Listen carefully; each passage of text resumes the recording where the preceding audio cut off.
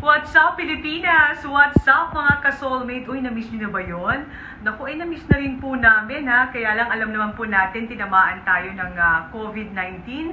At talaga naman pong ayon sa tala ng Department of Tourism, ay mayroong 5.4 million na mga kababayan natin na ang hanap buhay ay may kinalaman sa turismong apektado nito. Kaya lang, alam naman po natin, hindi tayo pababayaan ng gobyerno sa laban natin ito. At darating din ang araw, dahan-dahan ay babangon tayo at syempre ang mauna dyan yung pagbangon ng domestic tourism. At kami po ay palaging mag-update dito sa ating Facebook page ng Kong Tour. O ito po maiba naman ako para medyo ma-relax naman tayo ng konti Ito pong ating mga kaibigan sa Andox Corporation ay may kaunting papremyo dahil Mother's Day kahapon ay magbibigay po sila ng 10 gift certificate sa unang 10 na mga kababayan natin na magko-comment dito sa ating page. At ang bawat isa po ay makakatanggap ng isang free na lechon manok. At ito po ay makukuha nyo sa kahit na anong branch ng Andox